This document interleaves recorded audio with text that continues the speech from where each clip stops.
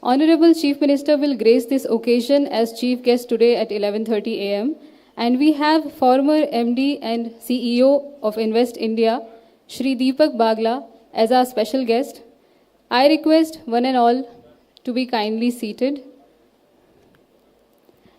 Honorable guests are taking their seat at the podium.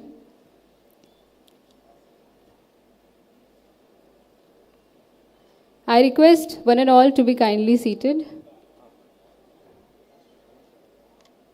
I invite Additional Chief Secretary, General Administration Department, Sri Sanjay Dubey sir, to kindly welcome respected Chief Secretary sir with a stole, plant and a memento.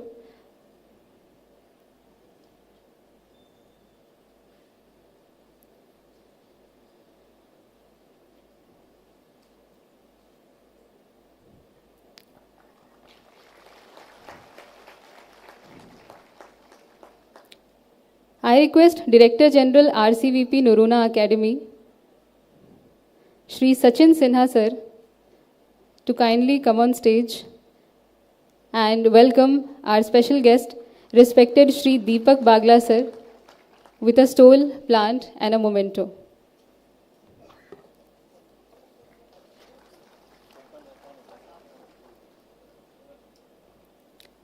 Our chief guest, Honorable Chief Minister, will arrive at 11:30 a.m.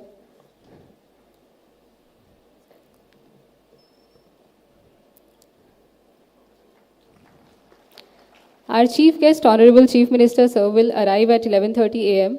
Therefore, without any delay, I invite Director General RCVP Noruna Academy of Administration to deliver his introductory remarks on Civil Services Day and Noruna Lecture Series, also formally begin the session. Sir.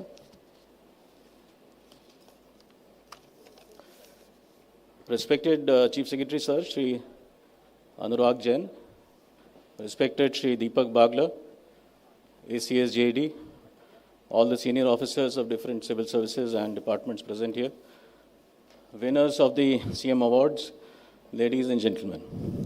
Today on the Civil Services Day of 2025, I extend a very hearty welcome to the respected CS, Shri Anurag Jain, under whose leadership we are organizing this special day. We also warmly welcome Shri Deepak Bagla, who has accepted our invitation to be the speaker on this auspicious day under the Noruna Lecture Series of the Academy. And I also heartily welcome all the senior officers. Civil Services Day is celebrated to acknowledge the hard work, dedication and efforts of civil servants in shaping and developing our nation for the better. Each year on the occasion of this day, civil servants from different sectors across the country come together to celebrate the workers' year-long efforts. The origin of this day goes back to 1947, when Sardar Vallabhbhai Patel spoke to the first batch of IAS probationers, addressed them as the steel frame of India, and explained their predominant role in shaping and developing the nation. This historical speech took place on April 21st, 1947 at Metcalfe House in New Delhi. To commemorate this iconic event and the hard work of civil servants, the National Civil Services Day was first celebrated on April 21st, 2006 in New Delhi, and since then April 21st has been observed as the National Civil Services Day. I would like to start the proceedings of Noruna lecture with this quote of Honorable PM. We'll make India a developed nation by 2047. We have to live with this resolution. We have to devote ourselves to it. As we know, Noruna Lecture Series has been organized by the Center of Knowledge Management and Good Governance in this academy for the last many years. Established in the name of one of the greatest civil servants of the country, Shri RCVP Noruna, who himself was a well-known scholar and speaker, the lecture series has seen many eminent speakers from around the country, like Shri Mohandas Pai of Infosys, on Digital India, Shri N.C. Saxena, Secretary Planning Commission, Rural Development on Social Sectors, Shri Bala Subramaniam, member of the CBC, Government of India, and Shri Manoj Sinha, ex-Minister, Government of India. Today, Indian economy is poised for exponential growth in near future. From the debt crisis of the 90s, we crossed the $1 trillion mark in 2007, $2 trillion mark in 2014, and double to $4.3 trillion mark in 10 years' time in 2024. We are currently at number 5 in the list of biggest economies of the world, having upstaged UK, the erstwhile colonial power, recently in 2022. In the next 3 to 5 years, we are set to cross Japan and Germany in quick succession to emerge as the third biggest economy of the world. India is thereafter estimated to reach $30 trillion mark, adding $1 trillion every 2 to 3 years, and emerge as a developed nation or Viksit Bharat by 2047. As per the Goldman Sachs report of 2024, India is set to be number 2 economy of the world, ahead of US by 2075, and perhaps cross China by the end of the current century to emerge as the world's largest economy. Shri Deepak Bagla is a well-known economist and corporate leader who has worked in the World Bank and many corporates like Citibank and seen this growth at close distance. As CEO of Invest India, he was instrumental in establishing this growth trajectory. Mr. Bagla is also an eminent speaker, having graced such international platforms like the World Economic Forum at Davos. Today, he will be speaking on moving towards developed economy, challenges and opportunities of Viksit Bharat. Without much ado, I would now like to welcome Mr. Bagla to the dais. Thank you. It is my privilege to introduce a distinguished leader in this realm, former MD and CEO of Invest India, respected Shri Deepak Bagla. Shri Bagla had a professional career of over 3 decades, starting with the World Bank in Washington, D.C. In 1989, he joined Citibank Global Corporate and Investment Banking team and held several responsibilities across Europe, Africa, Asia, and Australia. In 2007, he joined private equity to start an India-dedicated fund for core infrastructure. Shri Bagla is former Managing Director and CEO of Invest India, the National Investment Promotion and Facilitation Agency promoted by the Government of India, which is also the execution agency for Government of India's startup initiative. He is a special invitee on the official bilateral CEOs forum and a member of the Venture Capital Investment Committee of the $1.5 billion Fund of Funds for Startups, established under the Prime Minister's Startup India Action Plan. He is also a member of the Ministry of Finance Steering Committee on FinTech and a member of the High-Level Committee of the Atal Innovation Mission, responsible for establishing and scaling up incubators and tinkering labs across India. He was a special invitee to the Government of India's High-Level Committee on Financing Infrastructure from 2011 to 13, member of the Banking and Finance Committee of the Bureau of Indian Standards, and a member of the committee established by the government to recommend corporate governance reforms for independent directors in 2006. Shri Bagla has a bachelor's degree with honors in economics from St. Stephen's College, New Delhi, and a dual master's in international diplomacy and international trade and finance from the School of Foreign Service, Georgetown University, Washington, D.C. He is with us today to speak on moving towards developed economy, Viksit Bharat. I now invite Shri Deepak Bagla on the podium. Sir.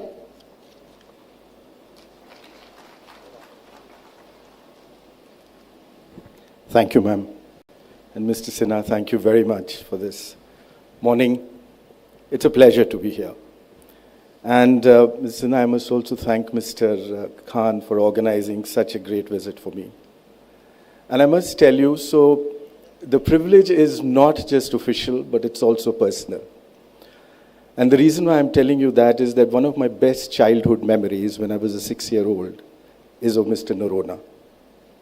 My introduction to my first book of Enid Blyton was presented by him. And I recollect that there was much excitement in the city of Chandigarh because Chandigarh, Punjab had just gone into president's rule in 1968. And Mr. Noronha had been appointed as an advisor. The excitement was not just because Mr. Noronha had been invited and his reputation of great both generosity as well as repartee and wit had preceded him.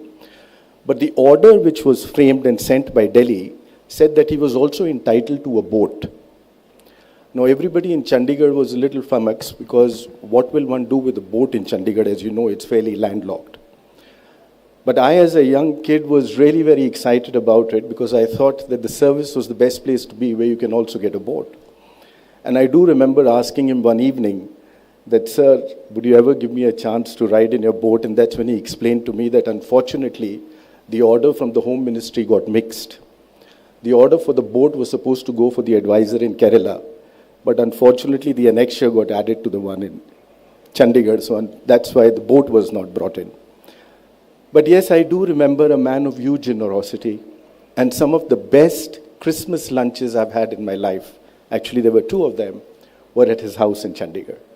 So it is personally a very, very special thing for me, and ironic that I'm here for doing that. And more importantly, congratulations and a very compliments and commendable to all of you in this room. Today is the Civil Services Day. You rightfully said, the steel frame of India. I must also say that just 2 years ago, in our office at Invest India, it was celebrated with much excitement because our chairman, at that time and your chief secretary today, had got the award from the Prime Minister. And so there was much pride. And I think this was, in our office, it was far more excitement. So there were extra jalebi and samosas, limited budget, I must mention. That this was the second time and probably the only officer who got it more than once. So it was a huge mention of pride for all of us. But now that all of you are here and you're the steel frame, let me just share, if I may, a little personal experience with you. And this is coming from the son of a former civil servant. If you ever want your ratings in the family to go up, have your children work with the government or in the government for at least 3 months. Only then they will realize the trials, the tribulations, which you all go through on a daily basis. For me, it happened much later in life, but I must mention that do try and convince, though I think convincing the next generation is one of the biggest challenges. But for all of you, if you can, mark my words, your personal ratings will shoot up in the family hierarchy. We are speaking of Viksit Bharat today, Mr. Sinha mentioned. And for the next 25 minutes, I thought I'll just share a few thoughts with you. It is critical because each one of you in this room is an actor, a protagonist, and a catalyst towards that Viksit Bharat. In many ways, you have actually created it and are continuing to create it. So there was a very interesting discussion in Delhi just a few weeks ago that when history book is going to be written, what would be the title of the chapter from 2014 to 2024, the decade? And I thought this was especially relevant to all of us because we are all a part of this decade in some form or the other. And I must tell you some of the thoughts which had come about. Somebody said the golden decade. India reawakened, India reimagined. These are the title of that chapter, which will be for this decade. There were three which actually got me, which were very interesting, and I thought we'll take them up further because I believe each three of them create this element which we are talking of today. One is, it was a chapter head which said, the magic of inclusion and the power of empowerment. I thought that was interesting. Think about all what you've done, and we'll go through some of those points, how inclusion and empowerment today are creating this huge juggernaut of growth. The second one was equally interesting. It said RRR. I think there was a movie, but I think it wasn't inspired by the movie. What it said was a resolute leader, a resilient nation, and both working with a completely relentless zeal. So resolute, resilient, and relentless. And frankly, if you look at it, I think all those three elements, again to a large extent, are the ones which are taking us through this entire power of growth. And you mentioned how India is growing so fast. What I thought is, can we just quickly look at the chapter of 2014 to 2024, that decade? I think this was the building block decade which happened. And this was huge. India grew at 105%, faster than any other economy on the planet. China was number 2 with 76% growth.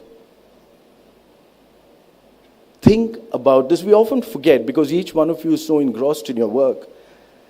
And you know, in the next 24 months, obviously we will be number 4. In the next 36 months, we are looking at number 3. And I will touch upon this thought of the GDP growth a little later. But for 8 of these 10 years, you were the fastest growing economy on the planet, for 8 of the 10. For one of them, you were number 2. One, COVID, we can write that off. So what is it which brought us here? This thing about the transformation of India in the past 3,500 days. And as I said, these were the building blocks. But to my mind, when we talk about inclusion and empowerment, very quickly, these were some of those building blocks which came about. You recollect, the Honorable Prime Minister had launched Digital India, 2015, July 2015, if I'm not too wrong. It's the largest and the fastest growing program in the world. And to my mind, it is the biggest enabler which has ever happened in the Indian context, because for the first time it has tied in 1.4 billion people together with that sense of working together in the same direction. I'll give you just one statistics because you would have heard many of these. Real-time transactions. And why I pick up real-time transactions is because real-time transaction is not just a digital movement. It actually shows you how people are getting involved and tied in together with it. It's both a cause and an effect. And this is what is the catalyzer which is creating this growth. I remember 2021, we were the number 1 in real-time transactions in the world. We had 44 billion real-time transactions. We were 41% of the world's real-time transactions. 44 billion. China, number 2, with 16.7 billion. That 44 billion in 2021, last year in 2024 was 188 billion. You moved from 44 to 108, still having over 40% of the world's share. China moved from 16.7 to a little under 40.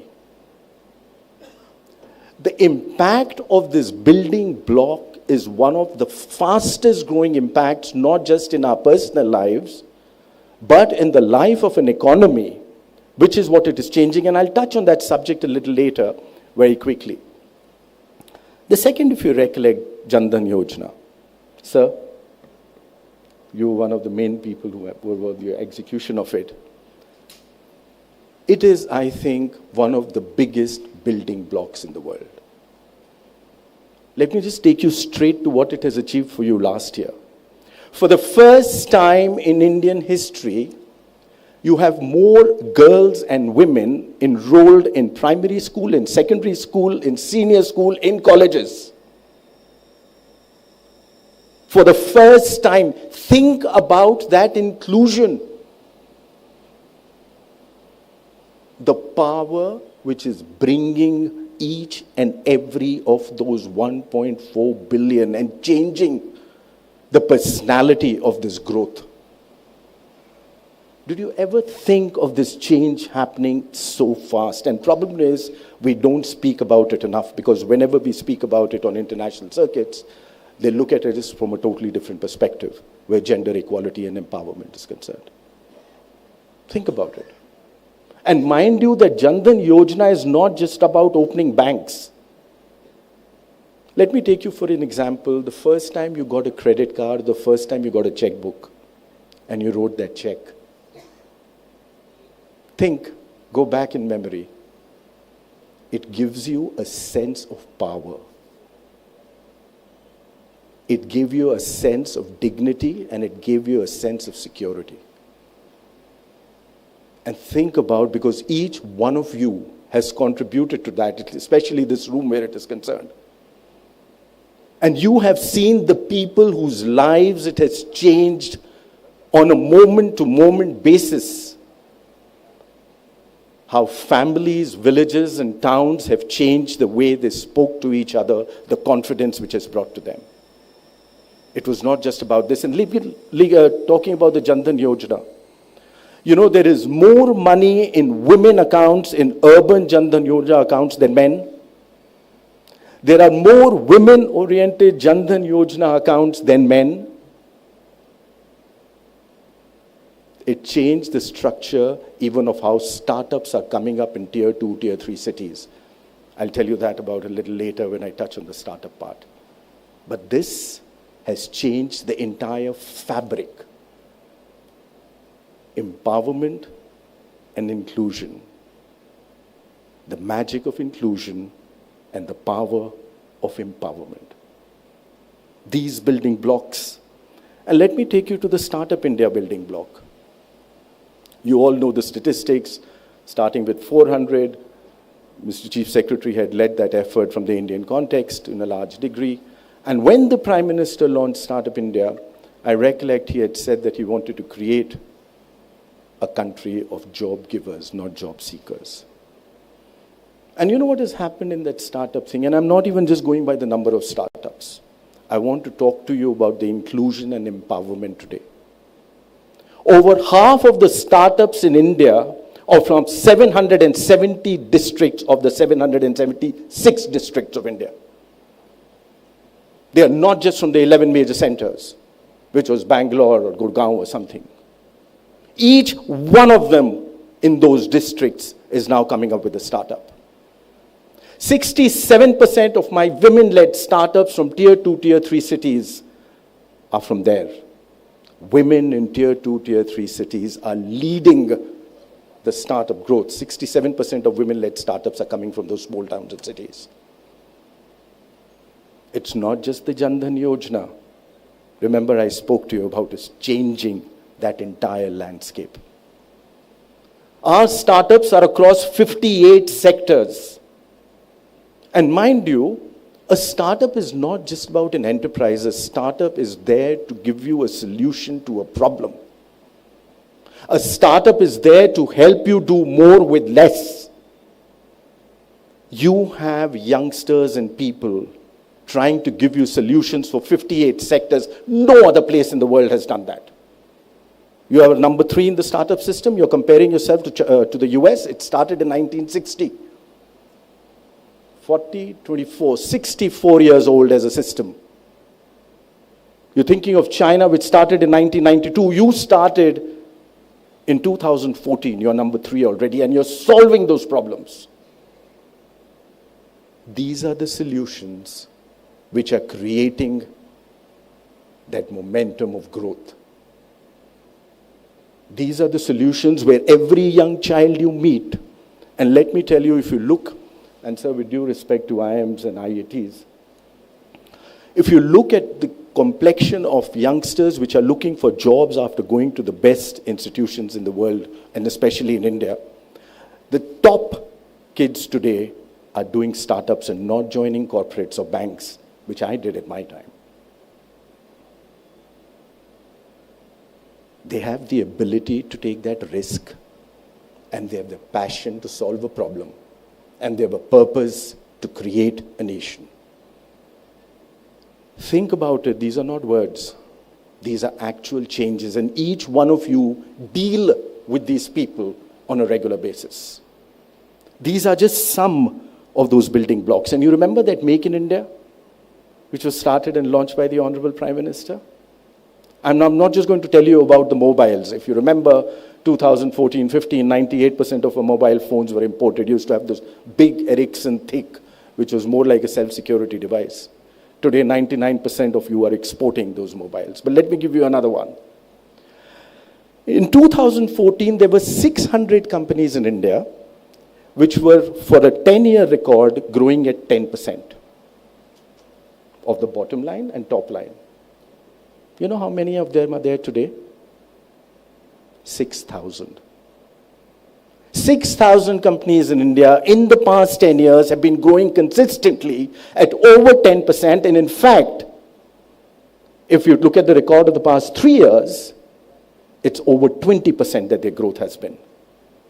In fact, it's very interesting. If in 2014 you had invested $100 in India, invested $100 in China, and invested $100 in any of the emerging markets or all together, in dollar terms, your money in India would have doubled, your money in China would have been the same, and your money in emerging markets would have been the same. And I've not even yet touched for you how that Make in India is changing the entire MSME fabric of India, which is now going to take up, because each one of you, that is going to be the growth, which Mr. Sinha, as you said, will take us to 30 trillion. And if I'm going to put it very humbly, it's going to take it to 50 trillion. And I have some numbers, which is what I want to share with you just after this. But let me take you back to another point. Remember, we spoke about a resolute leader, a resilient nation. And then we talk about a relentless effort. Let's talk about the resilience. 36 months ago, we've all forgotten, right? All of us would have been sitting in this room, if we were in this room, with a big mask on our back. Each one of these people, each one of us were locked in our houses, away from our own families. The world was locked away. Each one of you were running around doing that work. We were the only nation in the world. And just think what you did in that period of 20 months. You ran the world's largest vaccine program. You ran the world's largest medical support program. You sent medicines to over 130 countries. You ran the world's largest food program. You gave food to 10% of the world's population, 800 million. And remember, there's personal contact in each one of these activities. You're forgetting all that. And what you're not remembering is that you ran the world's largest sustainability program, the Jal Jeevan Mission. February 2020, when this little virus hit us, you had about 40 million households which were getting water. They're drinking water tap. September 2021, that's when you first time came out of your house and you removed that mask. That number had moved to 90 million households. Each one of you sitting in this room has done it. And when we speak about it on international circuits, no one believes us. The reason it wasn't just putting in a tap. Just imagine you have to get a reservoir, you have to retreat that water, you have to put a tap, you have to get a pipe, you have to put a meter, and you took it to the smallest of villages, and you did it. The world's largest program of this kind ever. You did it when the entire world was locked in their rooms. And you know what is the most interesting element of India? Even at that point of time, every Indian was still at it. And when I mean that, in March 2020, the number of depository accounts in India was 40 million. 40 million depository accounts. In September 21, we had crossed 100 million. While the world was locked, and so were we were doing all this, and yet at the time, building the blocks, which is what is going to take you forward, because it is those depository accounts which is now going to bring in the much required capital for your growth going forward. Remember, our household balance sheet, total household balance sheet in India is about $10 trillion. Only 10% of that is in financial assets. Otherwise, it's in house, real estate, or gold. That needs to move, and this is where that movement started. So remember, that was the time when the world awakened and saw the resilience of this 1.4 billion people.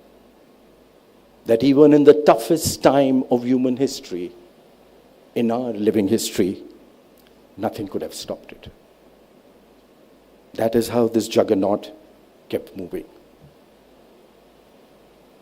And now with these building blocks, I thought just let's look at the next 8,500 days.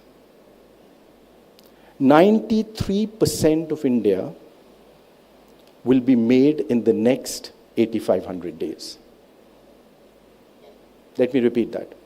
93% of India will be made in the next 8,500 days. You all have a big task left in front of you. All what you've done so far, until now, is 7% of what India will be on 15th August 1947. And let me first tell you where I see that coming in from. The big awakening to my mind now is going to be our MSMEs. You have 65 million MSMEs. Entire Europe, just to put it in perspective, is 35 million. Now, why do I talk for MSMEs? MSMEs are the backbone of any economy, not just for economic growth, but even to give jobs. And what are you doing? A third of your economy today is coming from MSMEs.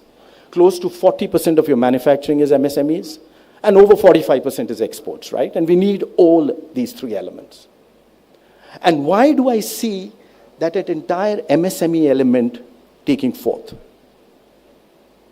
One is, your MSMEs are known for absolute extreme entrepreneurship. You know, we often make fun of the word jugaad, and we let it be. There are two elements to jugaad. Frugal innovation, that's right. You sent your mission to Mars at 1/10 the cost of anybody else, and you did it in the first time, and that is your frugal innovation, which each one of you practice every day at home. But I'll tell you the most important thing about your MSMEs and virtually each of your self-employed is the mindset of getting a job done. They will get that job done regardless of the resources at their hand. You recollect when 20th March or 27th March, I think, when you had the lockdown declared? You didn't have PPEs, you didn't have ventilators. And by July, you were exporting PPEs and you had created ventilators. And who had done it for you? A large part of that were your 65 million MSMEs. Their ability to be nimble, their ability to change their models, their ability to get it done. And mind you, one of the biggest elements which has come about, in the past 24 months, your microfinance business grew up by 86%. What is happening for the first time in our history, that these MSMEs, which are the crevices of the Indian industrial system, are now finally getting what they require, the financing. That digitization is helping them get financing, is helping them get technology, and is helping them get access to the market. For the first time, I recollect in Startup India, and Sir would know that, and Sir remembers it because I think he mentioned it in Davos. A weaver in Bangalore got a personalized dress order from somebody near Paris of the design and everything, and was exported. This was the beginning.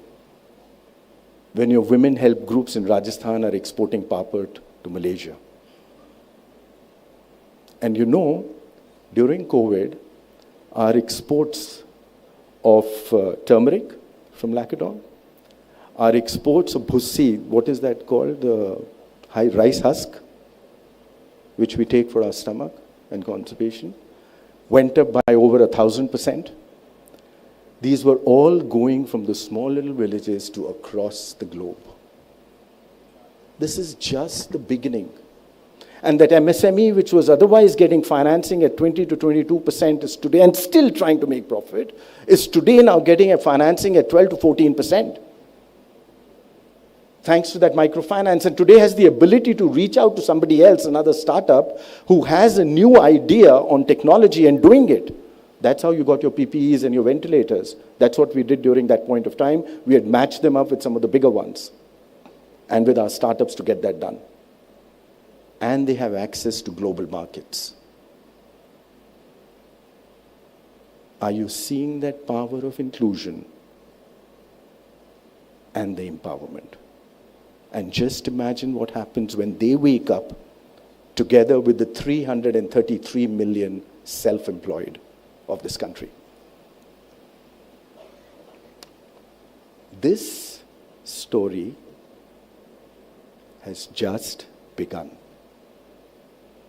And you were talking of the GDP, and you said 30 trillion in 2047. I mentioned we grew at 105% in the past 10 years. 105%. This is a growth pattern over 10 years which has never happened in human history in any large economy. Never. Now let me give you one example. In 2014, you were $2 trillion in your GDP. In 2022, 22, you were about $3.5 trillion in your GDP. In that movement from 2 to 3.5, that means $1.5 trillion of GDP, you had 250 million people move above the poverty line. During this period, 250 million people moved above the poverty line. Now just imagine if that rate goes up, how it changes. And when we just talk about these poverty lines, etc., we just think it's a number and somewhere. We forget how it empowers the mind of each one of those people who's moved up. The aspiration and the ability to participate and the ability to do it. I have a little rough back of the hand calculation, and that is what brings me to my point where I feel that now we are at the threshold of probably the most important inflection point in our history, and our modern history being the most important, unprecedented transformation in the free world of the new world. And why do I say that we are at that inflection point? You've reached $4.3 trillion today. If we look at all our states, and the state and the central GDP, total all India GDP, is the approximate sum of all the state GDPs. If I look at a figure from 2014 to 19, and why I picked up those 5 years, because I thought let's do it pre-COVID, because I didn't want to take the COVID impact.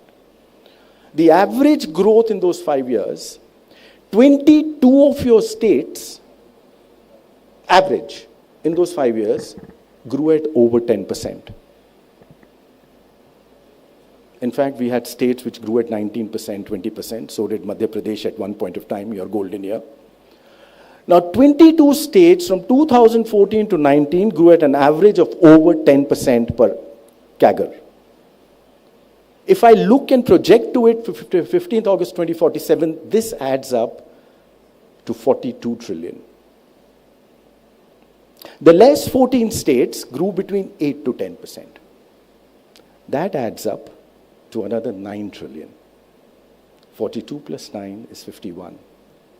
In fact, if you ask me, in the next 3,000 days, you will have 7 states, each with over $1 trillion. And in the next 8,500 days, you will have 17 states of over $10 trillion. In fact, you will have 3 of them over $5 trillion, 4 of them over $4 trillion, 2 of them over $3 trillion, 6 of them over $2 trillion. And I've just taken the average growth rate. I've not taken the golden year growth rate of during this period, which shows you your potential, because that takes you to 100. So this 30 thing figure, you know what typically happens from us economists, is we get stuck in a linear form of growth. We forget when there is an inflection point which happens in our lives, in our family's life, in a village, in a town, everywhere. That inflection point changes the entire set of parameters governing your life. In my mind, your 8th, 9th, 10th, 11th, 12th trillion will be in less than 12 months each. By the way, it's nothing new. This happened in China. If you look at 2009 to 2016, and that is when the real growth of China came on the world power, is that every year they added $1 trillion to their GDP. Can you imagine what will India be, this juggernaut, when you will be adding that trillion every 12 months? Think about that impact which is now getting created. And that's why I said we are at that threshold of that inflection point, and all what you've done so far with these building blocks are now going to start giving you that result to take it on to that vertical end of the hockey stick. That is the inflection point you will soon be entering, and each one of you are the protagonists and the catalysts of that, and hopefully some of us will live to see that inflection point. But I'll tell you what is the real change, and I've just given you numbers so far. And to my mind, the real transformation has been in each one internally. It's been a quiet transformation, frankly, no longer a quiet transformation. When you have a 16-year-old youngster winning the world chess title, the excitement and the pride everyone got. And we all remember our cricket because you see it every day.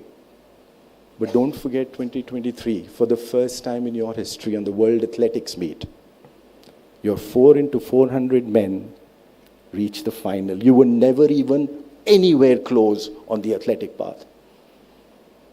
And I remember he's getting off and he was interviewed and he was asked what was going on in your mind that this happened today, because that's the first time we created a record. He just said कि हमने सोच लिया था कि करना है.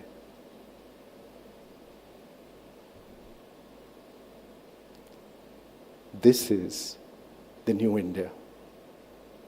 When on 23rd September 23, you were the first time to land on the dark side of the moon, everyone was sitting watching the television. There is a new India. And the change and the transformation is inside, in your gut, in your heart.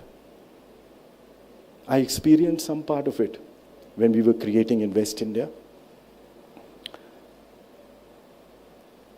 And I remember the interview was happening, we were given very low salaries, these were not permanent jobs, these were all transactional jobs. And I had a 26-year-old who had come. And each one of you face these stories every day in your life. For me, it was the first time when I faced it. He was working for one of the big 4 consulting firms. And he had passed out from one of our newer IIMs. And he was getting 60,000 rupees there, and we would have been giving him 18,000. I interviewed him, and he was taking care of his 2 younger sisters because his father was down with paralysis. They were coming from a village. They had 2 cows. And I asked him, have you spoken to your father, because who will take care of the sisters and paying for their education? He said, sir, I did. He said, jao, desh banao. You face these stories every day. We had kids, we had 480 of them, 60% of them coming from a village or a small city. The only thing which they had in common, so each one of them was either a high achiever, so gold medalist from Ahmedabad or IIT or Ivy League, Harvard, etc. From lower middle classes, from the small towns and cities, but just one thing in mind, to build a new India. And I remember when COVID took place, and I had somebody in the government told me that आप लोगों को तो कुछ करने की ज़रूरत नहीं है क्योंकि आपका mandate नहीं है इसमें.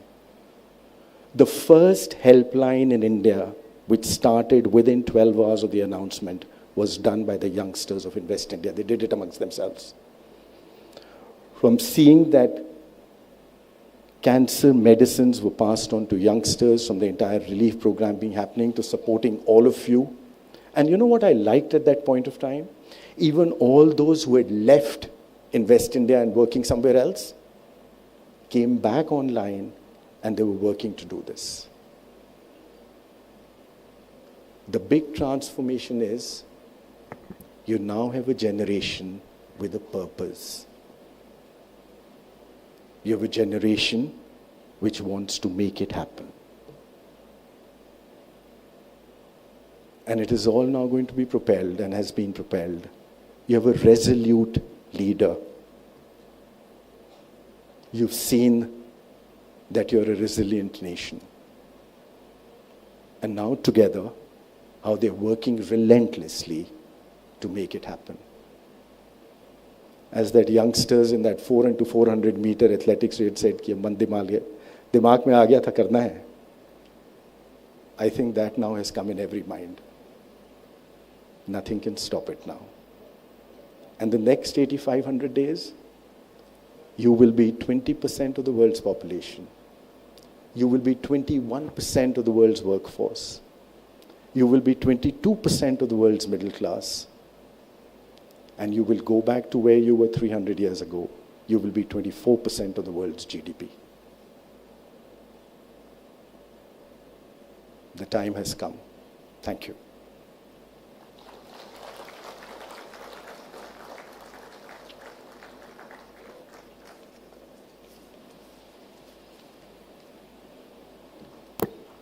I would now open the session for question and answers. So,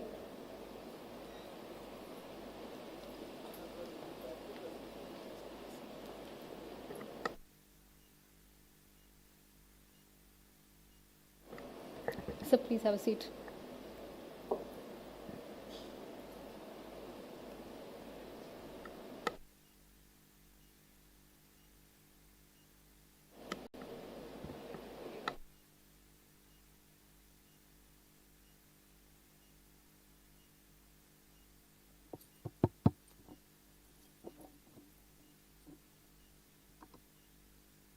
Sir, may I ask a question? Yes.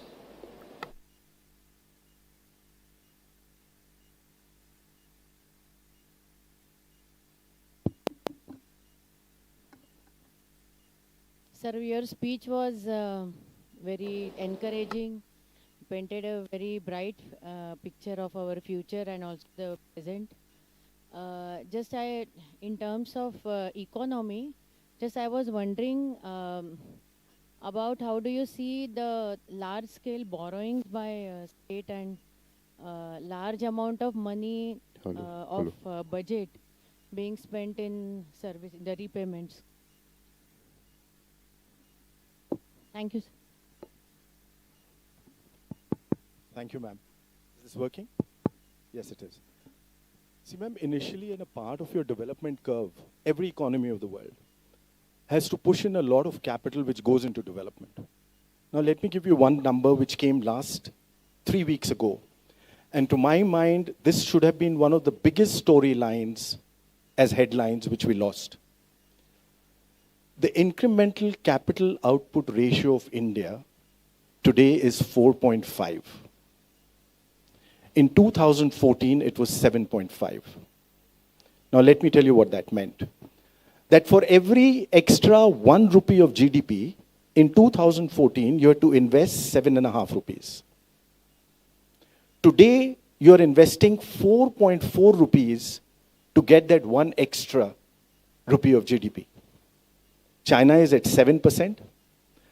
The only countries which had moved ahead of us, and that was sometime in the 90s in 2010 and 11, was Korea, which was at about 2.6, and Japan, which was at 3.4. The moment your input-output capital ratio changes, and sorry I'm being technical, you see all your investment turning into productive returns. And your GST collections, as you know, is one of the highest which is happening, and you have this entire economic growth pattern which is coming in. So economic growth and financial capital moves in an inflection point manner. And if your incremental capital output ratio, where else it has happened? 7.7, 7.5 to 4.5.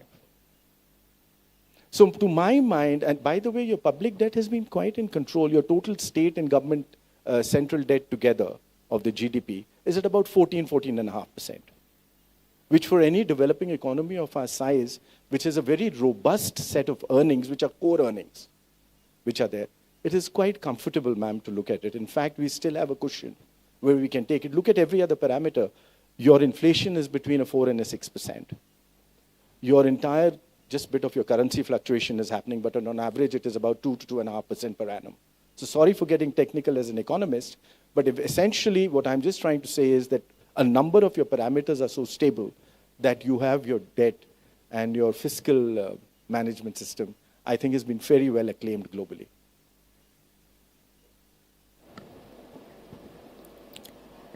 Questions from the audience?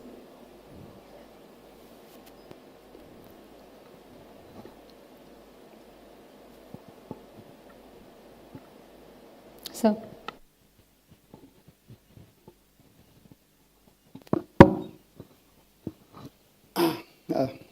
You spoke about the startup ecosystem, sir. We also know that China is equally aggressive in the startups. And recently there was a very disturbing comparison which said that Indian startups are mostly in lifestyle, in gaming, in quick commerce, and in consumers area, while the Chinese startups are doing so well into deep technology, supporting the industrial growth. Do you think there has to be a government intervention to change the direction of Indian startup? Because even the youngsters, the numbers which you spoke, mostly are thinking in terms of lifestyle and consumer startups, and not really into a deep tech or something which will take India a leap forward as you picturized. Thank you. So first, as a quick comparison with China. As I mentioned earlier, China started their entire startup movement in 1995. So they're a 30-year-old, we are just about a 10-year-old, and this is a part of the inertial growth process.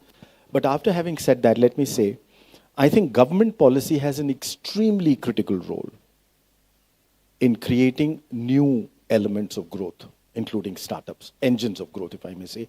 And I think each one of you is playing a very critical role in that. So let me give you some thoughts which has come. So we have this fund of funds, the SIDBI fund of funds, which is run for startup. And I recollect that we had a few cases which were of VCs which wanted to create deep tech startup funds. Now, deep tech startup funds require money for at least 15 to 20 years. It takes time before you start seeing results. And at that point of time, it was that we were looking to see how we can restructure the entire kind of parameters on which was going, and I think that is happening. So to having said to your role, the government playing a role, yes, it can. Financing is going to be very, very critical.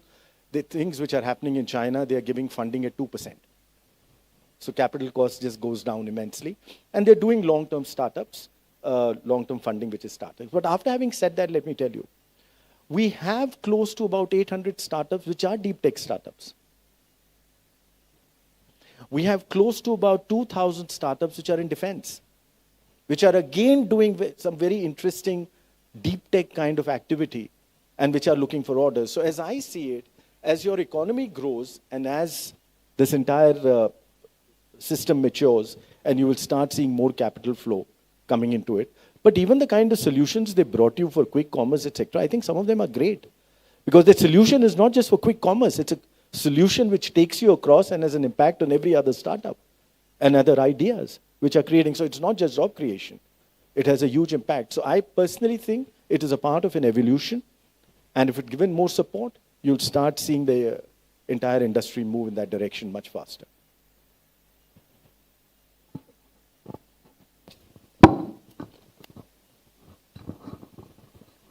Thank you, sir, for the very useful inputs.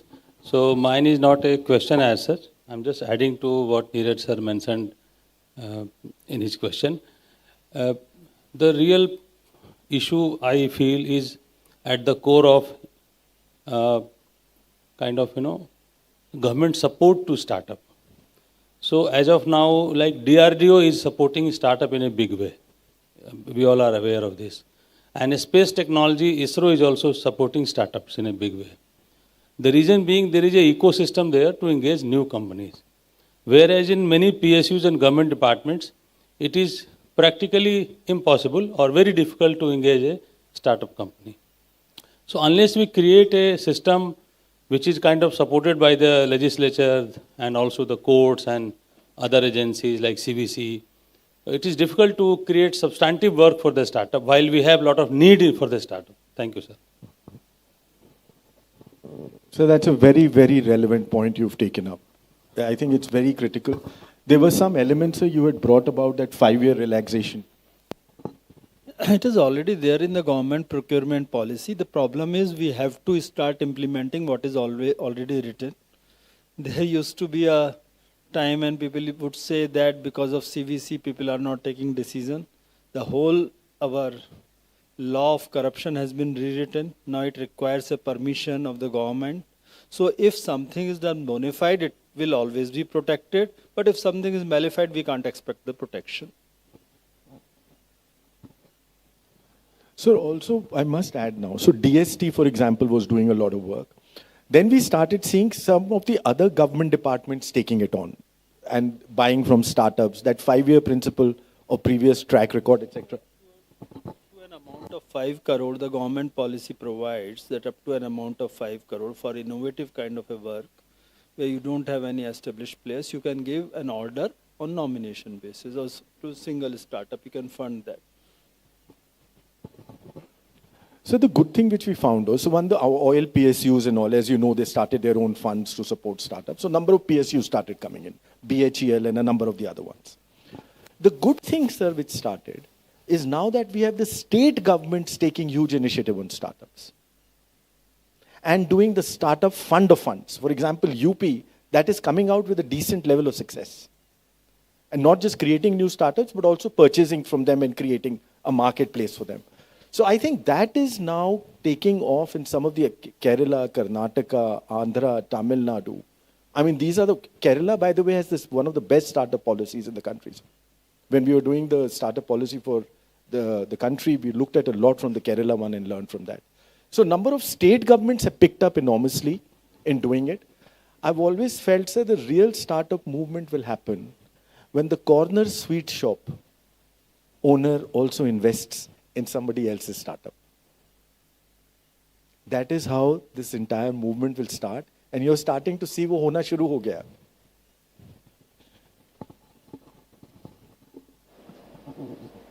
Any other questions?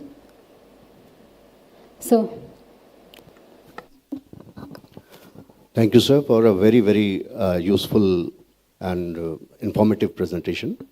Sir, the recent spate of protectionism and the tariff war, which is going on in the world, how do you think is going to stop our juggernaut? So there's a new world which is now right in front of you. The interesting thing of this new world is that everything is possible, but nothing is certain. So everything is a moving part. But look at it from the US perspective. They have 37 trillion in debt. 37% of their equities, which is this standhold of their entire foundation system, is owned by foreigners. 30% of the debt is owned by foreigners. It was not just making America great, it is about saving America to the country's got this. So, you know, when you are in dire circumstances, you do need to take important decisions. The second interesting thing, sir, dollar as a currency thing for the world has been there for now over 125 years. 125 साल तो हो गए. How long can anything stay in a world which is changing so fast? And the moment that gets challenged, you're challenging the entire bedrock of that system. So I think all this had to happen in any case at some point of time. It is just that it has increased the momentum and raised the pace at which it is happening. One thing is for sure, sir, that the unilateralism or the just single polarism of the powerful of the world is now getting challenged, and you will see multiple polarity. I think one of the great advantages of India, which is significantly coming out of this entire story in the current context, is our neutrality. So everybody is looking for safer havens where neutrality is concerned. And you stand out in that. And amongst them, you know, sir, we often keep comparing ourselves to Vietnam. If you take $100 billion to invest in Vietnam today, they can't absorb it. You also need an economy with an absorptive capital power. 10 years ago, there was an announcement by a foreign country where they wanted to put $80 billion in India. We did not have enough projects to bring them in. Today, you are in a position where you can absorb capital and you can support the world. So you're right up there as far as in a new world order of being recognized in a bigger manner. That's where I look at it, sir. And let's see how it works out. Any other questions? So if there are no questions from the audience, sir, I would like to have a question. So emphasis on traditional manufacturing has not worked in Indian case the way we were emphasizing. So how can we escape this much feared about middle income trap that was talked about a couple of years ago? Ma'am, frankly, this is the room which is the expert on traditional manufacturing and taking. But as I'll tell you where I'm coming in from, when I speak about the 65 million MSMEs, and more importantly, about the 333 million self-employed in India, and I feel that that is the engine now which is going to start moving. The reason why I say that is, the biggest challenge for the MSME and the self-employed was one, access to capital, access to market. Digitization is to a large way supporting both these elements. Now it is trying to get them technology to be able to do it in a more sustainable manner if required, and also to do it on a massive scale. But now also if you look at another trend which is emerging in the world is premiumization, right? Everybody is now looking for luxury in a redefined premium manner. And luxury meaning that you don't do mass production, you will do customized production. When I spoke to you about the weaver who was supplying to Paris, that was for the Paris Fashion Week. And the lady from there had sent the design and the costume how she wanted, and the weaver near Bangalore and from a village had sent it to them. This process has now started. So one is, value is now going directly to the person who's creating that value, to a large extent. And I think the moment that starts happening, the empowerment and inclusion happens and the access happens, you will see the change happening in that context. Thank you, sir. So I thank Shri Deepak Bagla, sir, for this thought-provoking lecture, which compels us to reimagine state's growth story in light of empowerment and inclusion. Thank you very much, sir. I would like all of us here to break for a tea and snacks, and please do not leave the venue as our chief guest will arrive around 12 p.m. Thank you.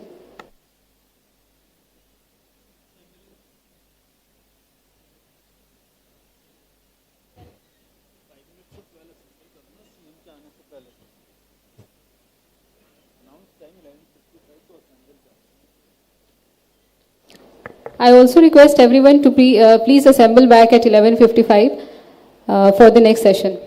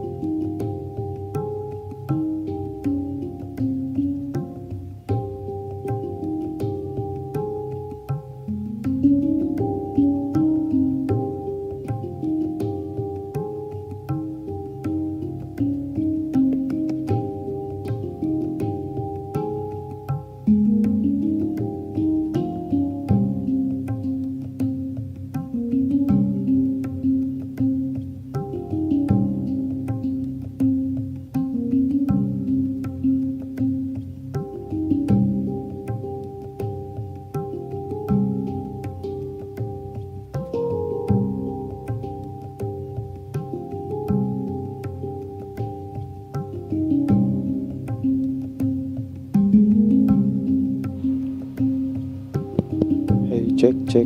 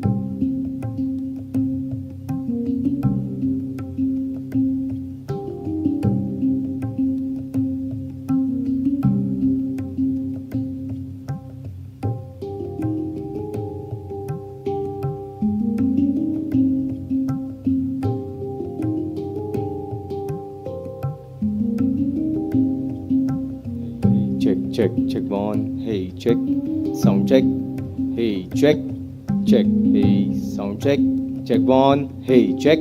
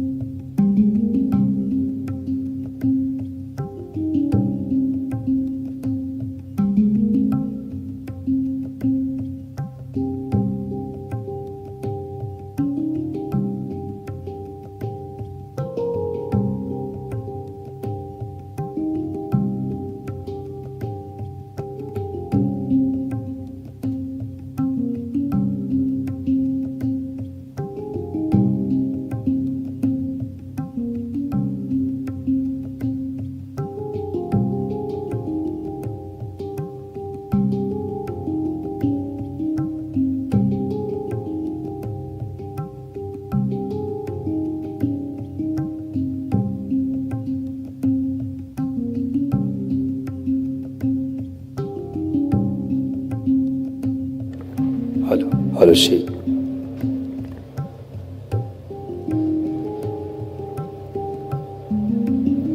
आप सभी का बहुत आदरपूर्वक हार्दिक स्वागत अभिनंदन। Civil सेवा दिवस समारोह 2025 के इस बहुत ही गरिमामयी महनीय कार्यक्रम में बहुत ही आज प्रसन्नता की बात है कि हम सबके बीच माननीय मुख्यमंत्री मध्य प्रदेश डॉक्टर मोहन यादव जी कुछ ही पलों में हम सबके बीच होंगे। एक आवश्यक सूचना है, जो अवॉर्डीज हैं जिनको आज सम्मानित किया जाएगा, कृपया जो आपके नाम की बात करें जहाँ पे इंगित की गई है, कृपया वहाँ पे अपने यथास्थान ले लेंगे। सादर आग्रह है। जो आज सम्मानित होने वाले हमारे गणमान्य हैं जिनके नाम में इंगित की गई है, कृपया वहाँ पे अपना यथास्थान ले लें। और साथ ही साथ जो अवार्ड की श्रृंखला जब प्रारंभ होगी तो आप बाएं तरफ से मंच पे सादर आमंत्रित हैं और दाहिनी तरफ से आप इस अवार्ड को ग्रहण करके वापस अपने यथास्थान पर बैठ जाएंगे। सभी का बहुत आदरपूर्वक स्वागत अभिनंदन। कुछ ही पलों में माननीय मुख्यमंत्री मध्य प्रदेश डॉक्टर मोहन यादव जी आज के कार्यक्रम के हमारे मुख्य अतिथि कार्यक्रम स्थल पे जिनका शुभ आगमन होने जा रहा है।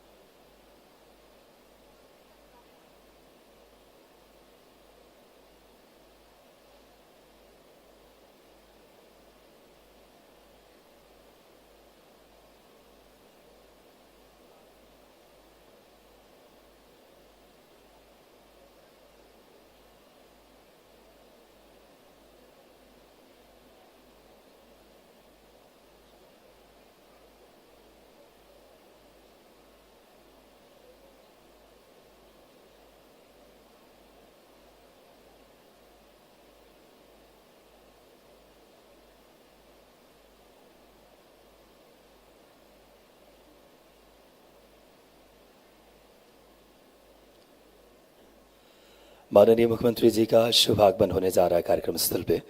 सभी से मेरा सादर आग्रह है कि आप अपना यथास्थान ले लें और जिन्हें आज सम्मानित किया जाने वाला है, जिनकी उत्कृष्टता, प्रतिबद्धता और इच्छा शक्ति से जिन्होंने समाज को बदलने का एक माध्यम बने हैं अपनी कार्यकुशलता से, ऐसे हमारे बीच प्रशासनिक व्यक्तित्वों का एक बहुत ही सुखद अनुभूति है आपकी उपस्थिति। एक बार पुनः मेरा सादर आग्रह रहेगा कि आप अवार्ड ग्रहण करने के लिए बाएं तरफ से मंच पे प्रस्थान करेंगे और साथ ही साथ दाहिनी तरफ से आप वापस अपने यथास्थान पे पहुंचेंगे। माननीय मुख्यमंत्री कुछ ही पलों में कार्यक्रम स्थल पे पहुंचने वाले हैं। हमारे साथ सभी गणमान्य व्यक्तित्व जो कि आज के इस कार्यक्रम में शिरकत कर रहे हैं, सभी का बहुत आदरपूर्वक स्वागत अभिनंदन। सिविल सेवा दिवस समारोह 2025 के इस बहुत ही गरिमामयी महत्वपूर्ण कार्यक्रम में आज माननीय मुख्यमंत्री जी हम सब के लिए बड़ी खुशी की बात है। दूरदर्शी सोच, नवाचार और इच्छा शक्ति के साथ मध्य प्रदेश के विकास के लिए प्रतिबद्ध हैं और आज बहुत खुशी की बात हम सब के बीच इस कार्यक्रम में सम्मिलित होने के लिए मंच पे उनका शुभ आगमन होने जा रहा है।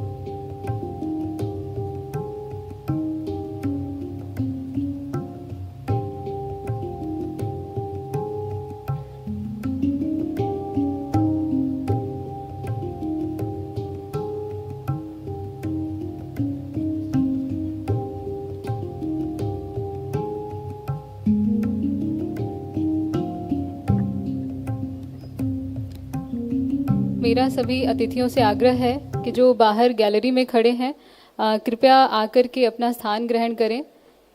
माननीय मुख्यमंत्री महोदय 5 से 7 मिनट में हमारे बीच पधारने वाले हैं।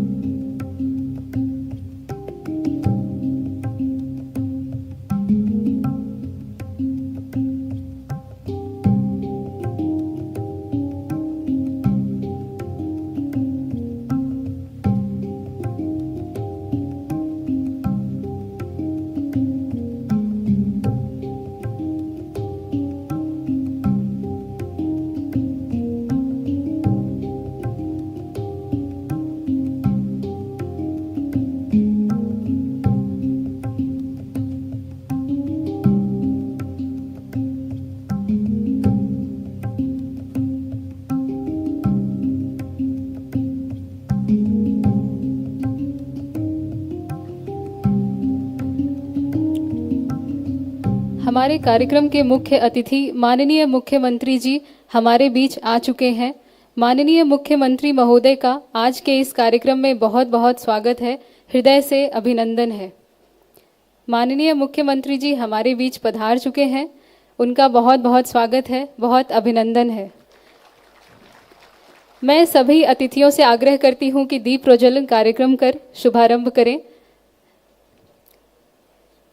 मैं सभी अतिथियों से आग्रह करती हूं कि दीप प्रज्वलन कर कार्यक्रम का शुभारंभ करें, शोभायमान करें।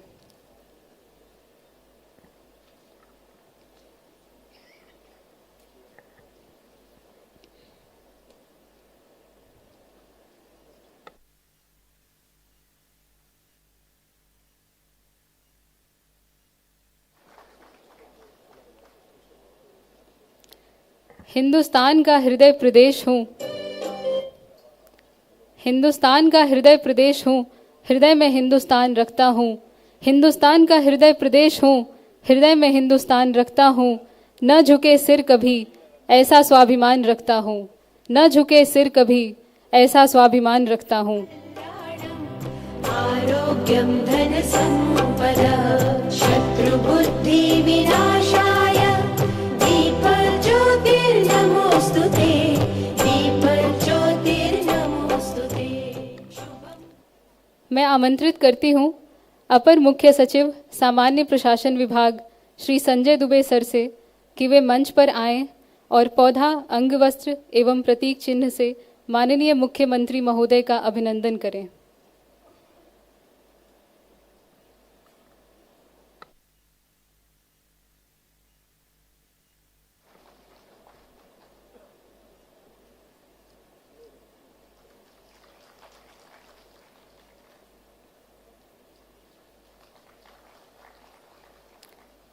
अटल हिमालय साथ खड़ा जब फिर हमको है डर कैसा, अटल हिमालय साथ खड़ा जब फिर हमको है डर कैसा, आगे बढ़ जो हिम्मत करके चक्र ले अभिमन्यु जैसा।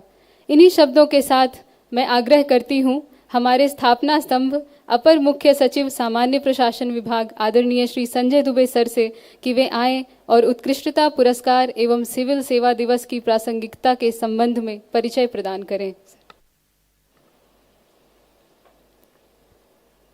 सिविल सेवा दिवस पर उपस्थित आज के मुख्य अतिथि परम सम्माननीय आदरणीय मुख्यमंत्री महोदय डॉक्टर मोहन यादव जी, मंच पर आसीन हमारे सबके मुख्य सचिव ब्यूरोक्रेसी के वरिष्ठतम अधिकारी श्री अनुराग जैन जी, आज की नरोना लेक्चर सीरीज़ में उपस्थित डॉक्टर दीपक बागला जी, जिन्होंने अभी हम सब के समक्ष में अपने उद्गार व्यक्त किए और हमारी कुछ जिज्ञासाओं को भी शांत किया। सर, हम प्रतिवर्ष 21 अप्रैल को, जैसा कि केंद्र शासन में ये सिविल सेवा दिवस मनाया जाता है, उसी प्रकार से मध्य प्रदेश में भी मनाते रहे हैं और आज की इस श्रृंखला में भी आज हमारे साथ आप उपस्थित हैं। इस सब के लिए हम गौरवान्वित हैं और हृदय से आपके आभारी हैं। सर, ये मुख्यमंत्री उत्कृष्टता पुरस्कार सामान्यतः हम ऐसे अधिकारियों को देते हैं जिन्होंने नवाचार की श्रेणी में उत्कृष्ट प्रदर्शन किया है और अन्य अधिकारियों को प्रोत्साहित करने का कार्य किया है। सामान्यतः जो प्रक्रिया है उसके अंतर्गत सर सूचना व प्रौद्योगिकी में, शिक्षा एवं मानव संसाधन विकास में, स्वास्थ्य एवं पोषण में, अधोसंरचना व सामाजिक समावेश के जो अवयव होते हैं, इनमें इनोवेशंस किए जाते हैं। उन श्रेणियों में अधिकारियों को चिन्हित किया जाता है, उनसे नॉमिनेशंस मंगाए जाते हैं और उसके बाद एक वरिष्ठ स्तरीय समिति है जिसके सामने परीक्षण होता है और उसके बाद फिर प्रेजेंटेशन की अनुमति के बाद ही इनका चयन होता है। सर, आज हम 2 वर्षों का, क्योंकि बीच में 1 वर्ष ये हम नहीं दे पाए थे पुरस्कार, 2 वर्षों का सम्मिलित रूप से 16 अधिकारियों को सम्मानित कर रहे हैं। सर, आपके उद्गार हम सबको प्रेरणा देंगे। हम ये उम्मीद करते हैं कि आपके जो आदर्श स्थापित होंगे, आप जो हमको मार्गदर्शन देंगे, उसका हम सब पालन करेंगे और आने वाले समय में ऐसे और अधिकारी आज के प्राप्त पुरस्कृत अधिकारियों से प्रोत्साहित होंगे और वो सुनिश्चित करेंगे कि वे भी उत्कृष्ट प्रदर्शन करें। इस संक्षिप्त विवरण के साथ मैं अपनी बात समाप्त करना चाहता हूं। सर के पास समय बहुत कम है, लेकिन उन्होंने आज हमारे समक्ष में यहाँ उपस्थित होकर हम सबका मार्गदर्शन और उसको साथ ही साथ प्रोत्साहन का कार्य करेंगे। इस सब के लिए हम आभारी हैं। बहुत बहुत धन्यवाद सर। मध्य प्रदेश के पूर्व मुख्य सचिव श्री RCVP नरोना, जिनके नाम पर यह संस्थान गर्व के साथ खड़ा है, उन्होंने अपनी किताब a tale told by an idiot में कहा था, and I quote, the service as a whole reflected three things: a dedicated sense of duty born of tradition and training, an independent outlook, and a complete identification with the interests of the people of wherever we were sent to serve. इन्हीं विचारों के साथ मैं आग्रह करती हूँ civil सेवा में हमारे अभिभावक समान राज्य के सबसे वरिष्ठ सिविल सेवक सम्माननीय मुख्य सचिव महोदय श्री अनुराग जैन सर से कि वे आए और स्वागत उद्बोधन तथा अपने विचारों से हमें लाभान्वित करें।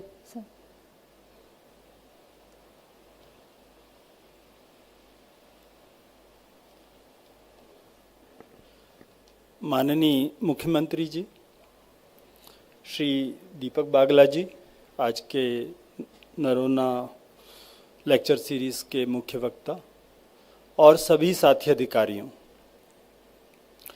21 अप्रैल सिविल सेवा दिवस के रूप में मनाया जाता है। आप सभी को जानकारी ज्ञात है कि सरदार पटेल का जो भाषण था, जो हम सब के लिए आज भी प्रेरणा का स्रोत है, जिसमें सिविल सर्विसेज को स्टील फ्रेम ऑफ इंडिया कहा गया था और उसमें कुछ सिद्धांत बताए गए थे, तो उसके बाद से ये सिविल सर्विसेज डे के रूप में स्थापित हुआ।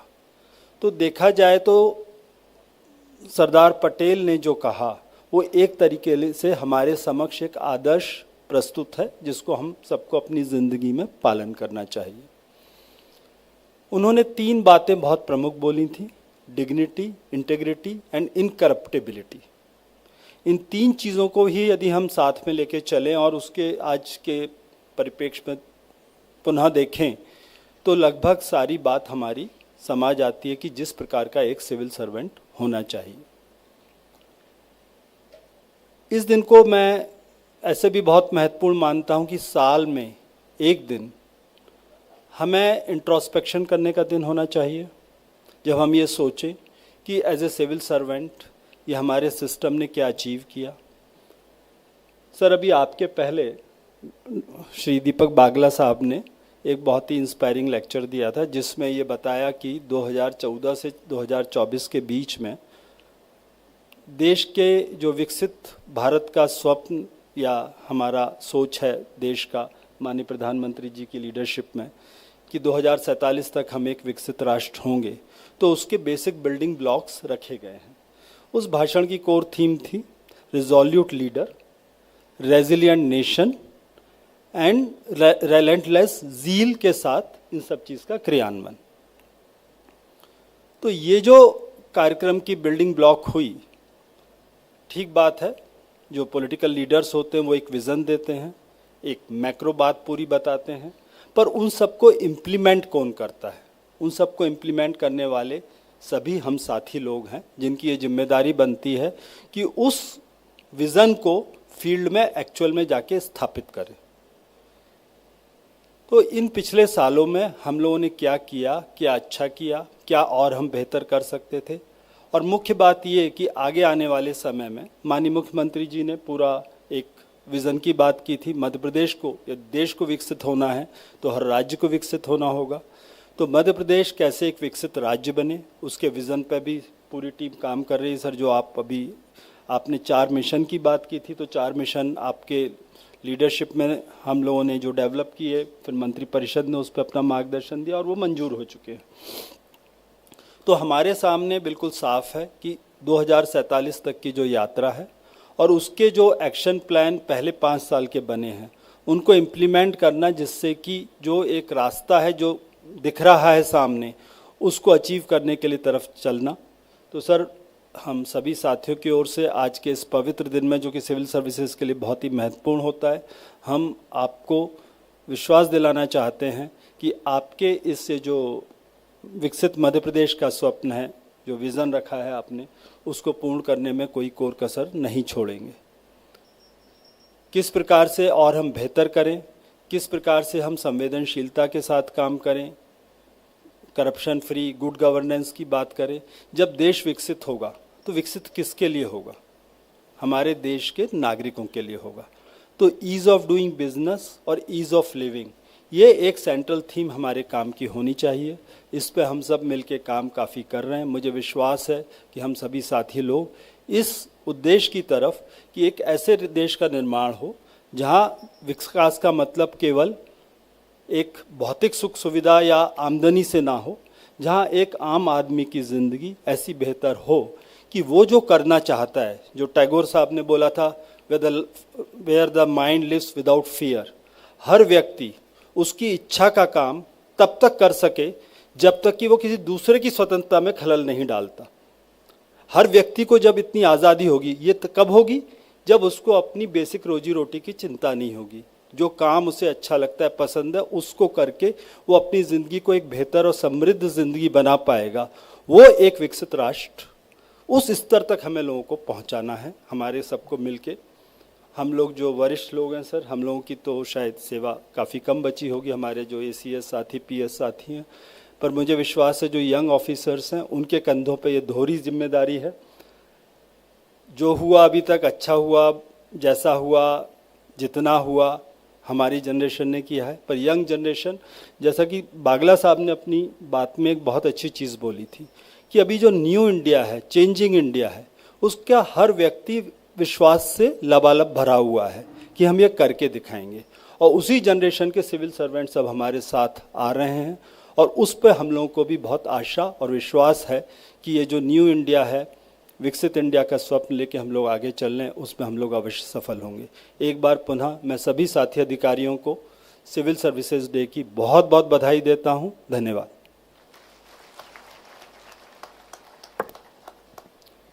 बहुत बहुत धन्यवाद माननीय मुख्य सचिव महोदय का। निराशाओं की मझधार को पार लगाती आशा है, असफलता की लकीरों को सफल बनाती आशा है, मरुस्थलीय धरा को भी खुशहाल बनाती आशा है, कुछ करने का संकल्प मन में जगाती आशा है। कुछ ऐसे ही प्रतिबद्ध सिविल सेवकों के संकल्पित प्रयास को आज पुरस्कृत किया जा रहा है। हम माननीय मुख्यमंत्री जी से विनम्र अनुनय करते हैं कि कृपया अपने कर कमलों द्वारा वर्ष 2022-23 एवं 23-24 के विजेताओं को यह पुरस्कार प्रदान करने की कृपा करें। माननीय विजेता के नामों के हर उद्घोषणा के बाद उनके कार्यों पर संक्षेप में प्रकाश डाला जाएगा। इस बीच पुरस्कार प्राप्तकर्ता मंच के मेरी बाईं ओर से आएंगे एवं दाईं ओर से प्रस्थान करेंगे। इसी क्रम में सर्वप्रथम मैं आमंत्रित करती हूँ श्री माधव प्रसाद पटेल जी, माध्यमिक शिक्षक, शासकीय माध्यमिक शाला लिधौरा, जिला दमोह। शिक्षा एवं मानव संस्थान विकास की श्रेणी अंतर्गत विद्यार्थियों के माध्यम से ग्राम में विभिन्न जन जागरूकता कार्यक्रम संबंधी नवाचार हेतु मुख्यमंत्री उत्कृष्टता पुरस्कार प्रदान किया जा रहा है। पुरस्कार स्वरूप इन्हें 1 लाख रुपए एवं प्रशस्ति पत्र प्रदान किया जा रहा है। श्री माधव प्रसाद पटेल। श्रीमती अदिति गर्ग, मुख्य कार्यपालन अधिकारी, आयुष्मान भारत निरामयम में पदस्थापना के दौरान विशेष अभियान के तहत आयुष्मान कार्ड बनाने एवं नवाचार का प्रयोग किया। आपके प्रतिनिधित्व में एक दिन में राज्य के 1 करोड़ आयुष्मान कार्ड का वितरण डिजिटल प्रणाली से किया गया।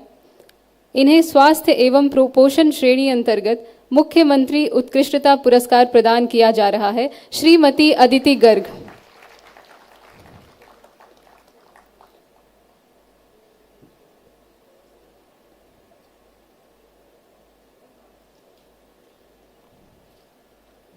इन्हें आयुष्मान कार्ड बनाने में नवाचार के लिए मुख्यमंत्री उत्कृष्टता पुरस्कार प्रदान किया जा रहा है।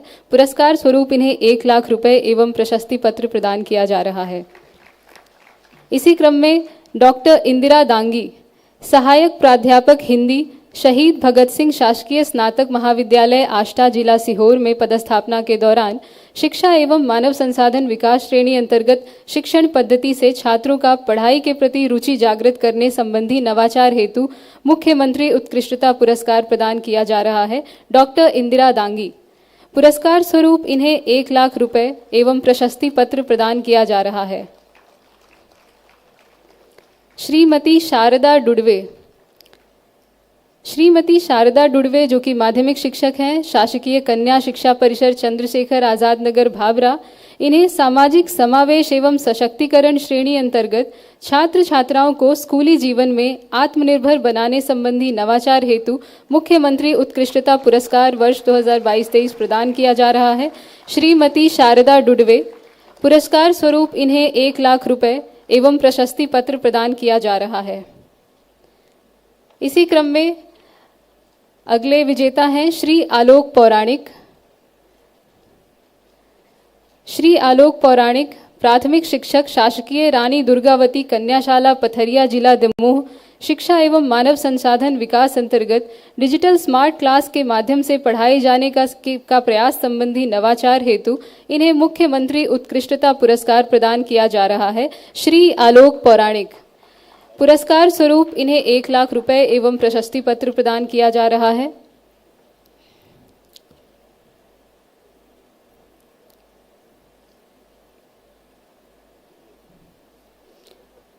श्री आलोक पौराणिक को शिक्षा एवं मानव संसाधन विकास अंतर्गत डिजिटल स्मार्ट क्लास के माध्यम से पढ़ाए जाने के प्रयास संबंधी नवाचार हेतु माननीय मुख्यमंत्री द्वारा मुख्यमंत्री उत्कृष्टता पुरस्कार प्रदान किया जा रहा है। श्री चंद्र मोहन ठाकुर, प्रबंध संचालक मध्य प्रदेश भवन विकास कॉरपोरेशन भोपाल में पदस्थापना के दौरान अधोसंरचना श्रेणी अंतर्गत वर्क्स मैनेजमेंट सॉफ्टवेयर से कार्य संचालित करने संबंधी नवाचार हेतु इन्हें मुख्यमंत्री उत्कृष्टता पुरस्कार प्रदान किया जा रहा है। श्री चंद्र मोहन ठाकुर,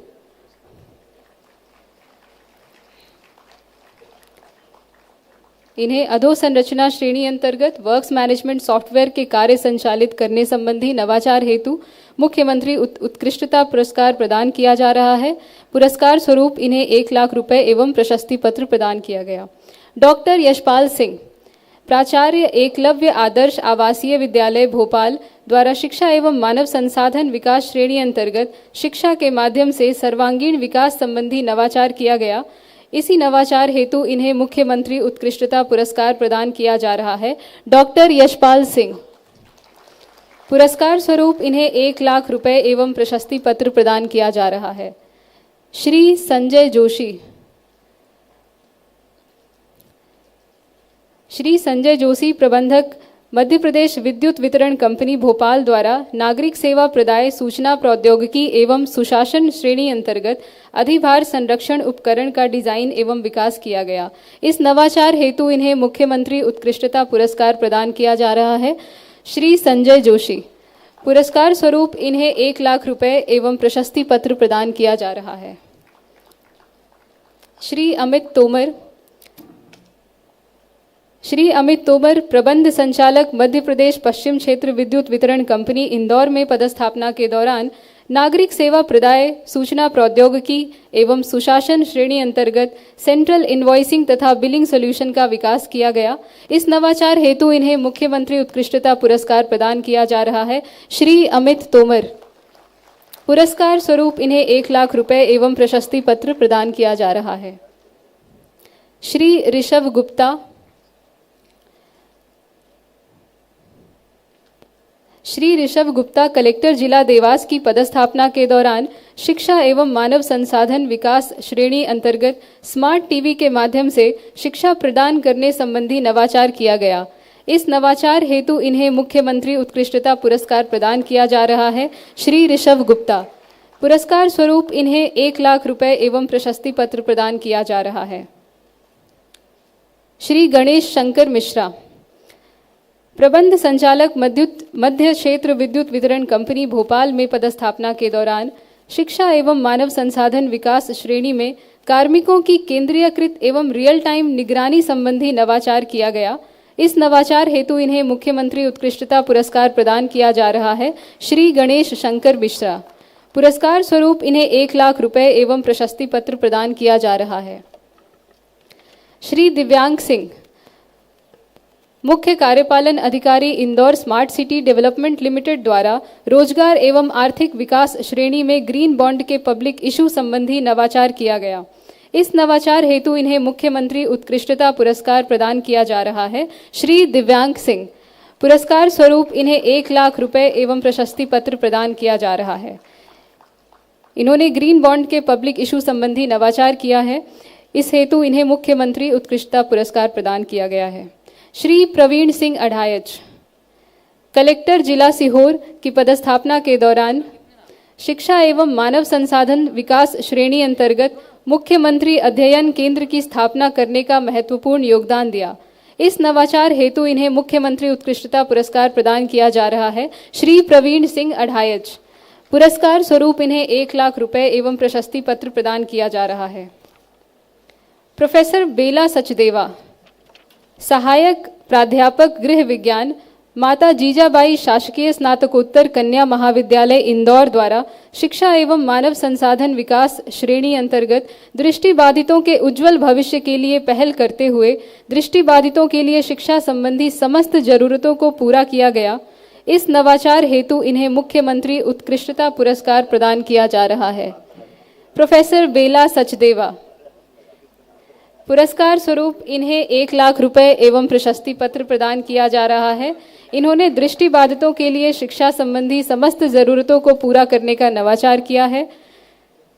श्री भूपेंद्र कुमार चौधरी, माध्यमिक शिक्षक गणित, शासकीय उच्चतर माध्यमिक विद्यालय चिमनाखारी, जिला सिवनी द्वारा शिक्षा एवं मानव संसाधन विकास श्रेणी अंतर्गत आधुनिकीकरण तकनीक से विद्यार्थियों की प्रवेश संख्या में बढ़ोतरी संबंधी नवाचार किया गया। इस नवाचार हेतु इन्हें मुख्यमंत्री उत्कृष्टता पुरस्कार प्रदान किया जा रहा है। श्री भूपेंद्र कुमार चौधरी, पुरस्कार स्वरूप इन्हें 1 लाख रुपए एवं प्रशस्ति पत्र प्रदान किया जा रहा है।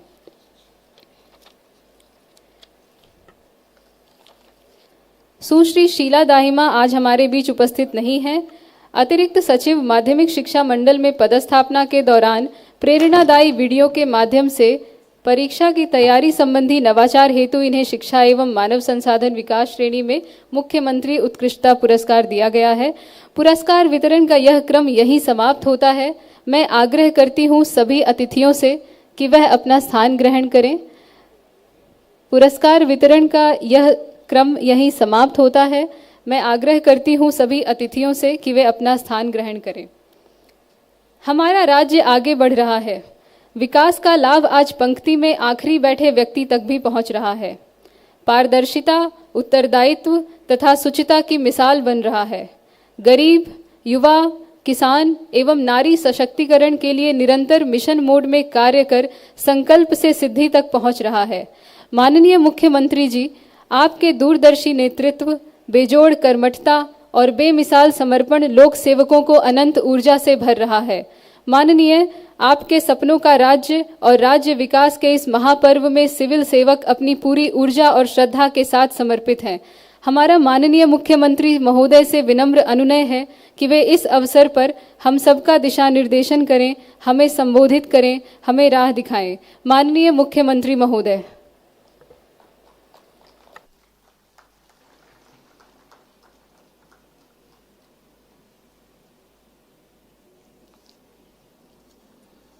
राष्ट्रीय सिविल सेवा दिवस 21 अप्रैल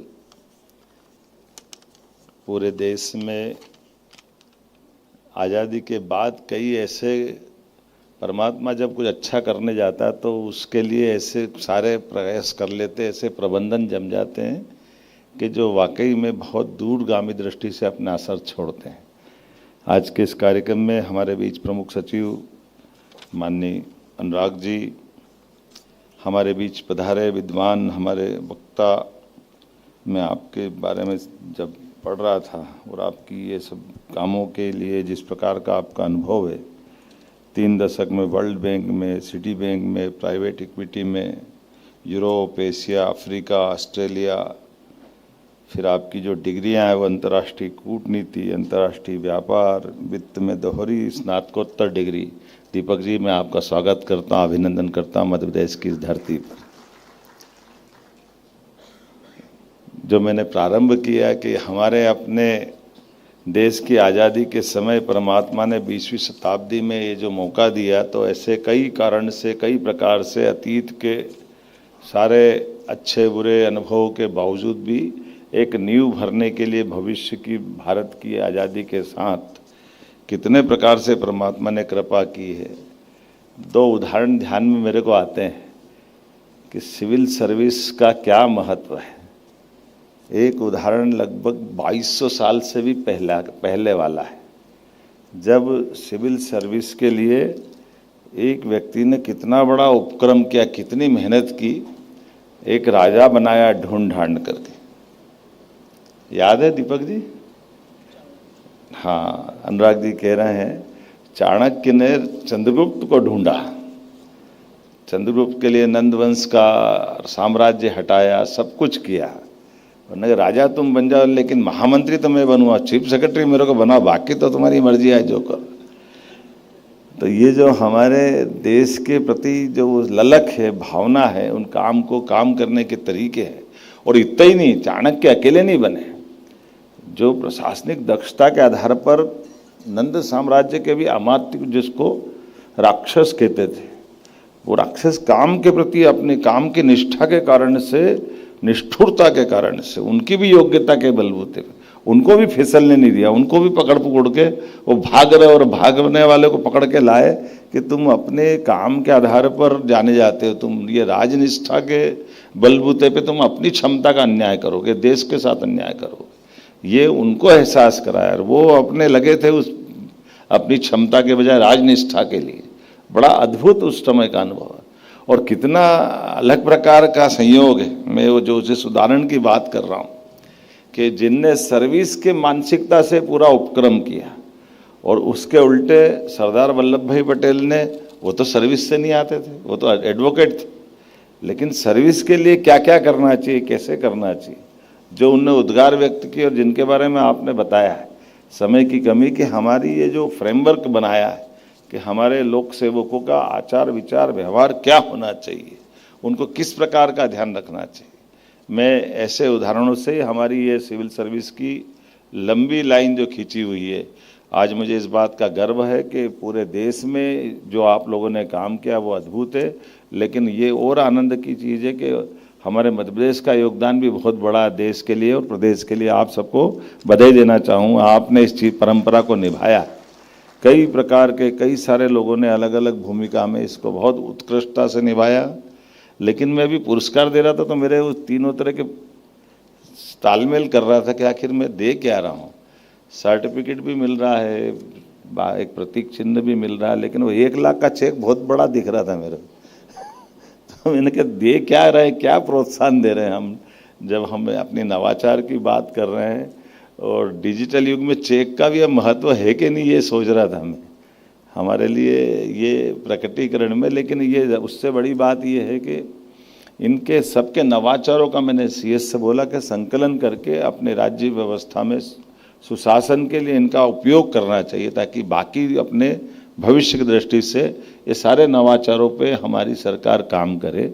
मैं निश्चित रूप से आज के इस अवसर पर विलंब से आने की थोड़ी क्षमा भी चाहता हूँ, लेकिन आप सबके माध्यम से जो सुख मिला कि हमारे अपने उत्कृष्टता के अलग अलग सेक्टर में 5 अलग अलग धाराएं हैं, 5 क्षेत्रों में आपने सबने अपने अपने ढंग से पुरस्कार पाया। आपको मैं बधाई देना चाहता हूँ।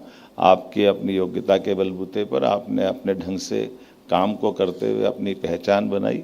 मैं अपनी ओर से इस पुरस्कार वितरण के लिए भी बधाई देना चाहता हूँ। और चूँकि थोड़ी सी समय की कमी है, से विस्तार से बात करने के लिए दीपक जी ने बहुत अच्छे से बात की। मैं तो सोच रहा था कि आपको सुनूँगा पूरा, इसलिए कोशिश की अगले किसी समय आप मौका देंगे। मेरी अपनी ओर से सबको बधाई, बहुत बहुत धन्यवाद। बहुत बहुत आभार माननीय मुख्यमंत्री महोदय का। अब इस कार्यक्रम के सत्र के इस अंत में मैं साग्रह आमंत्रित करती हूँ महानिदेशक प्रशासन अकादमी आदरणीय श्री संचालक प्रशासन अकादमी आदरणीय श्री मुजीबुर रहमान खान को कि वे आएं और आज के कार्यक्रम में सम्मिलित हुए सभी महानुभावों का आभार ज्ञापित कर अनुग्रहित करें।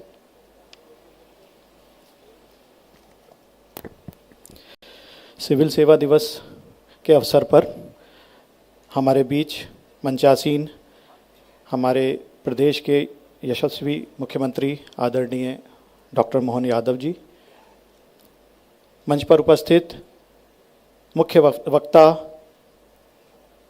आदरणीय श्री दीपक बागला जी, प्रदेश के मुख्य सचिव आदरणीय अनुराग जैन सर, अपर मुख्य सचिव महोदय सामान्य प्रशासन विभाग आदरणीय संजय दुबे सर, तथा अकादमी के महानिदेशक आदरणीय सचिन सिन्हा सर, तथा मेरे समक्ष उपस्थित प्रदेश के सभी वरिष्ठ अधिकारीगण, सहकर्मी, प्रशिक्षु अधिकारीगण तथा अन्य महानुभाव, आज के इस अवसर पर हमारे बीच अपने व्यस्तम कार्यक्रम में से माननीय मुख्यमंत्री जी यहाँ उपस्थित हुए। उन्होंने यहाँ हम लोगों की हौसला अफजाई की और जो पुरस्कारों का वितरण किया तथा उसके संबंध में जो एक सीखने वाली बात है वो माननीय मुख्यमंत्री जी ने हमें बताई कि हमें इनसे सबसे मार्गदर्शन लेना है, जो कि जिन लोगों ने भी पुरस्कार प्राप्त किए हैं उनका एक संकलन बने। मैं माननीय मुख्यमंत्री जी का आभारी हूँ कि उन्होंने इस कार्यक्रम के लिए समय निकाला, इस कार्यक्रम की गरिमा बढ़ाई। मैं इस अवसर पर माननीय मुख्य सचिव महोदय का भी धन्यवाद ज्ञापित करना चाहूँगा, जिनके नेतृत्व में कार्यक्रम का संपूर्ण आयोजन किया गया तथा जिनके निर्देश पर साल में एक दिन आत्म अवलोकन का जो उन्होंने अभी बताया, उसके बारे में हम लोग सोचेंगे कि ये दिवस उस रूप में हम याद रखें। मैं अपर मुख्य सचिव सामान्य प्रशासन विभाग आदरणीय संजय दुबे सर का भी आभारी हूं, जिन्होंने इस कार्यक्रम के संपूर्ण आयोजन हेतु मार्गदर्शन और निर्देशन दिया। मैं हमारे बीच विशेष रूप से नरोना व्याख्यान श्रृंखला के लिए आमंत्रित आदरणीय दीपक बागला सर के प्रति भी अपना कृतज्ञता व्यक्त करता हूं, जिन्होंने हमें मूविंग टुवर्ड्स डेवलप्ड इकोनॉमी, विकसित भारत विषय पर वक्तव्य दिया तथा भारत में जो ग्रोथ की ट्रेजेक्ट्री है उसके बारे में हमें अवगत कराया तथा 3R और जो इंक्लूजन और एम्पावरमेंट के बारे में बात की। मैं उनका हार्दिक आभारी हूं, उन्होंने हमारा निवेदन स्वीकार किया और यहाँ उपस्थित हुए। मैं यहाँ उपस्थित सभी वरिष्ठ अधिकारीगण, अपर मुख्य सचिवगण, सचिवगण, प्रमुख सचिवगण तथा सभी विभागों के यहाँ उपस्थित वरिष्ठ अधिकारीगण का भी मैं आभार व्यक्त करता हूं, जिन्होंने यहाँ इस कार्यक्रम में भागीदारी करके इस कार्यक्रम को सफल बनाया। मैं अपने अकादमी के भी स्टाफ के प्रति आभारी हूं, जिन्होंने पर्दे के पीछे काम करके इस कार्यक्रम में निरंतर मेहनत की। इसी के साथ मैं आप सभी लोगों को पुनः धन्यवाद देते हुए यह अनुरोध करूंगा कि इस सभागार के दोनों साइड पंडाल हैं जिनमें कि हमने भोजन की व्यवस्था रखी है, आप सभी लोग उसके लिए सादर आमंत्रित हैं। धन्यवाद।